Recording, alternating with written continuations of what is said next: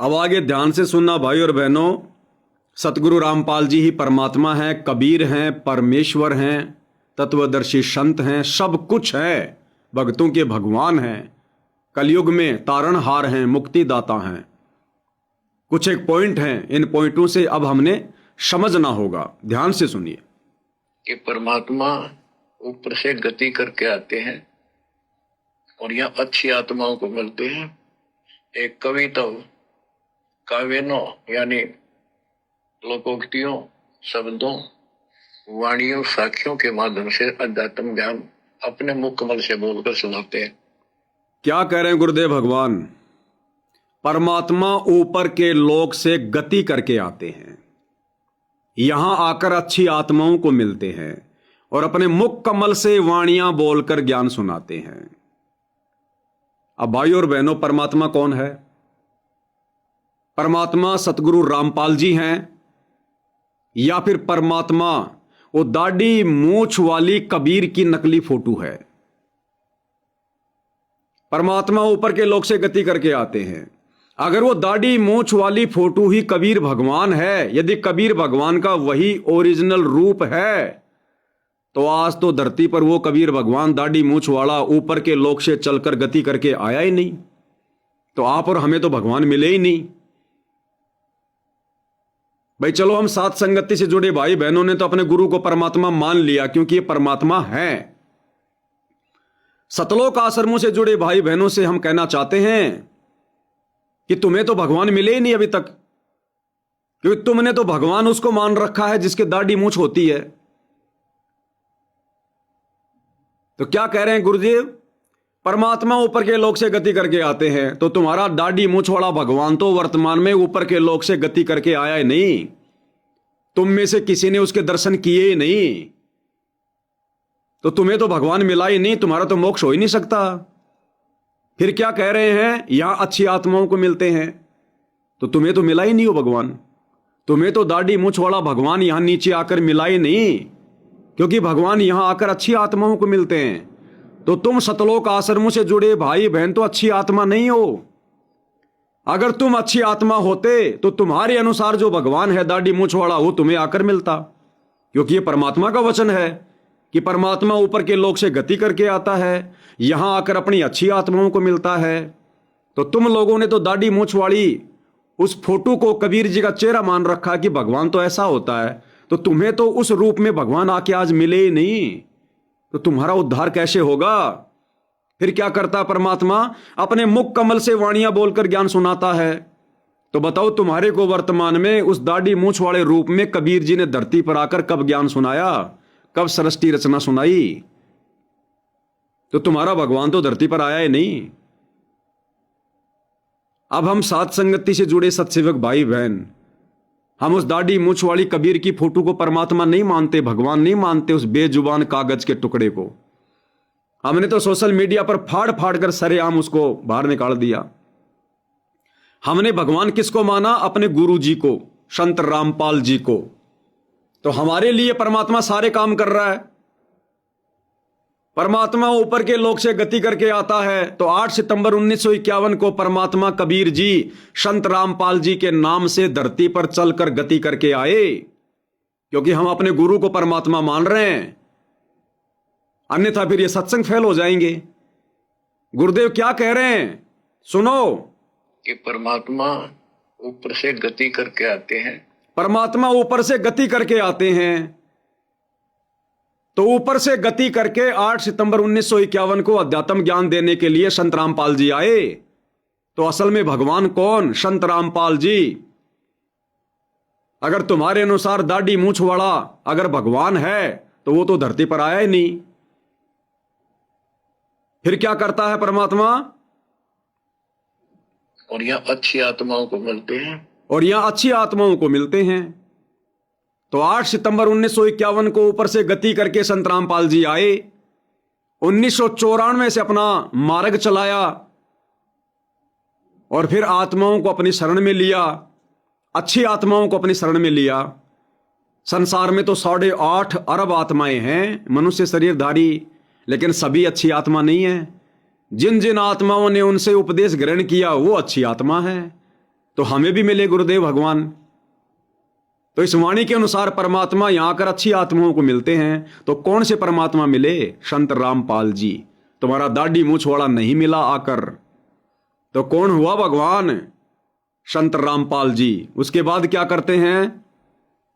एक कविता काव्यों यानी लोकोक्तियों, शब्दों, वाणियों, साखियों के माध्यम से अध्यात्म ज्ञान अपने मुख कमल से बोलकर सुनाते हैं। अपने मुख कमल से बोलकर सुनाते हैं अध्यात्म ज्ञान। तो अपने मुख कमल से सन 1994 से बोल बोलकर आध्यात्मिक ज्ञान को कौन सुना रहे हैं, कौन समझा रहे हैं? तुम्हारा दाढ़ी मूछ वाला कबीर या संत रामपाल जी? तो कौन हुए भगवान? असल में भगवान कौन हुए फिर? तो आप लोगों को विश्वास नहीं है, इसलिए आप लोग मार खा रहे हो। काल आपसे बार बार मर्यादा तुड़वा रहा है, आपसे बेगार करवा रहा है, आपको सतगुरु से दूर कर रहा है। और जिन आत्माओं ने अपने गुरु को भगवान मान लिया, उन आत्माओं में आज दृढ़ता है, विश्वास है। काल भी झक मार रहा है, नहीं तोड़ पा रहा, सारी कोशिशें कर ली। क्यों? क्योंकि हमने गुरु को ही परमात्मा मान लिया, गुरु को ही परमात्मा। और जब तक आप गुरु को परमात्मा नहीं मानोगे, इसी प्रकार से भटकते रहोगे। आगे क्या कह रहे हैं गुरुदेव? और वो एक कवि की तरह आचरण करते हुए वर्जम घूमते फिरते और अपने मुख कमल से वाणी बोल करके भक्ति की प्रेरणा करते हैं और गुप्त भक्ति के, परमात्मा की साधना के गुप्त मंत्रों को आविष्कार करते हैं, मंत्रों का आविष्कार करते हैं।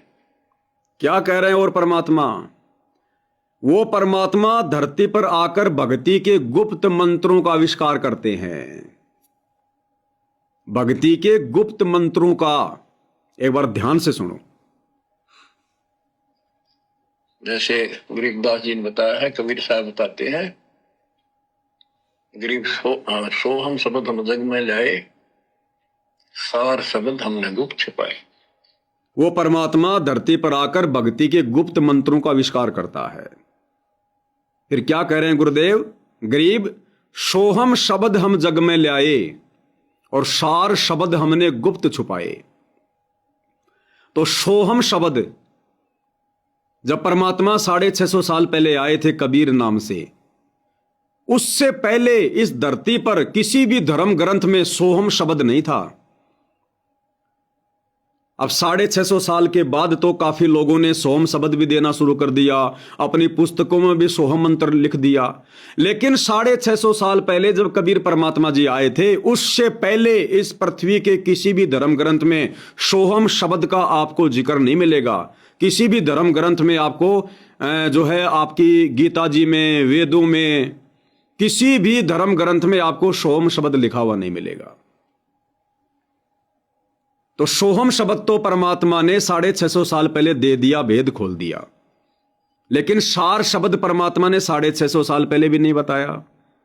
सोहम शब्द हम जग में ले आए, सार शब्द हमने गुप्त छुपाए, और सार शब्द के बिना मोक्ष नहीं हो सकता।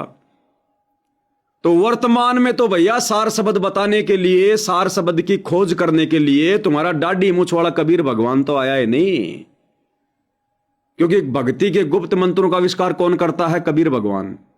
और तुम लोगों ने, सतलोक आश्रम से जुड़े लोगों ने कबीर भगवान मान रखा है दाढ़ी मूछ वाले को।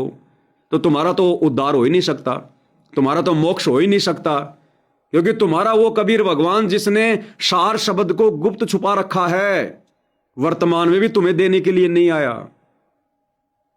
क्योंकि तुम तो कबीर भगवान दाढ़ी मूछ वाले को मानते हो ना। तो वर्तमान में सार शब्द कौन देगा? जिस सार शब्द से मुक्ति होगी, सतलोक मिलेगा। वर्तमान में सार शब्द की खोज कौन करेगा? क्या दाढ़ी मूछ वाला कबीर आएगा? क्या नहीं आया, वो तो ना आने वाला। तो तुम्हारा तो मोक्ष होगा नहीं, क्योंकि तुमने उसी को भगवान मान रखा है। हम सत्सेवकों का मोक्ष होगा, क्योंकि हमने अपने गुरु को मान रखा है कबीर। और हमारा गुरु 8 सितंबर 1951 को आ चुका है हमें सार शब्द देने के लिए। क्या कह रहे हैं परमात्मा? सुन लो ध्यान से। जैसे गरीबदास जी ने बताया है, कबीर साहब बताते हैं, गरीब सोहम शब्द हम जग में लाए, सार शब्द हमने गुप्त छिपाए।